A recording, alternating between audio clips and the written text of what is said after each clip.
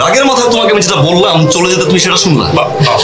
আমি আমি আমি কথা বলি বাবা, আমার মনে হয় তোমাদের যাওয়ার আগে আমার আমার কিছু কথা বলা উচিত এবং তোমাদেরও শোনা উচিত। আমি সব বুঝি, সব দেখি, সব শুনি, কিন্তু না বোঝার না দেখার ভান করি। মা, আপনার কি মনে হয় না যে আপনার ছেলের মতো আমারও ইচ্ছা করে সিঙ্গাপুরের ফ্লাইটে আপনার মেয়েকে নিয়ে আমি হানিমুনে যাই? আমার ইচ্ছা করে মা, সামর্থ্য নেই কারণ আমি একজন মধ্যবিত্ত।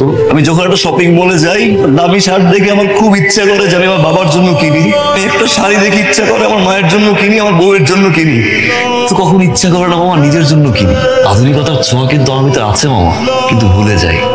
জানেন আমি একজন মধ্যবিত্ত, তাই আমার স্বাদ আছে সাধ্য নাই। দামি জিনিস ঠিকই দেখি, দেখেও না দেখার ভান করি। আমি হাসি ভেবে, কাঁদিও ভেবে। কেন জানেন আমি একজন মধ্যবিত্ত।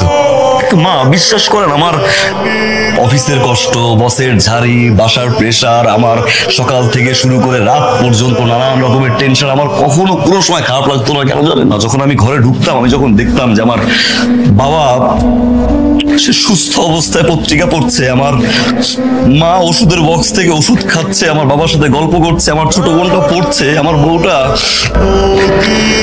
ডাল মুরগির ঝোল দিয়ে খেয়েও সুখে আছে, আমার আর কোনো কষ্ট লাগতো না। আমার কাছে মনে হতো স্বর্গ মনে হয় আমার ঘর। আমি 11 মাস সুখে ছিলাম, আমি 11 মাস শান্তিতে ছিলাম, কিন্তু আমি এখন সুখে নাই। যে ঘরটাকে আমার স্বর্গ মনে হতো না, সেই ঘরটাকে এখন আমার নরক মনে হয়। কেন মা জানেন? আপনি এবং আমার প্রচন্ড বেয়াদব মামা সুন্দর মতো করে কেড়ে নিছেন। এত কষ্ট করে অফিস করে বাসায় যখন আসার পরে শার্টের বুতাম খোলার আগে আপনার মেয়েকে আমার হিসাব দিতে হয়। আমার 35,000 টাকা কোথায় যায়? আমি একটু ছোটবেলায় হিসাবে মনে একটু কাঁচা ছিলাম না, মেতে খারাপ ছিলাম, কিন্তু মা আমি কিন্তু এখন খারাপ নাই। অঙ্কটা না আমি খুব ভালো করে এখন বুঝি। 35,000 টাকা থেকে 35 পয়সা কোথায় খরচ হচ্ছে আমার হিসাব করতে হয়। মাসের 25 তারিখ গিয়ে আমার স্যালারির টাকা শেষ হয়ে যায়, আমার মানুষের কাছে হাত পাততে হয়, ভাই 2,000 টাকা ধার দিতে পারেন, ভাই 3,000 টাকা ধার দিতে পারেন, 1 তারিখে স্যালারি পেয়ে আপনাকে দিয়ে দিব। একজন মধ্যবিত্ত কখনো কাঁদতে পারে না মা, মানুষের কেউ থাকে না। আমি কাঁদতে ভুলে গেছি মা।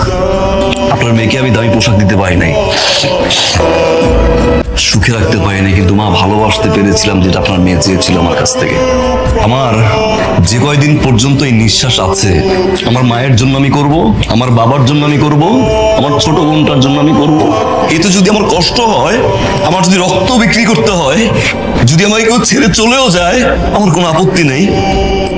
মালিয়া, আমি তোমাকে অনেক ভালোবাসি, এটা সত্যি। আমি তোমাকে ছাড়া থাকতে পারবো না, এটাও সত্যি। সারা জীবন আমার দরজা তোমার জন্য খোলা থাকবে। তুমি যদি যেতে চাও যাও, আমার কোনো আপত্তি নেই।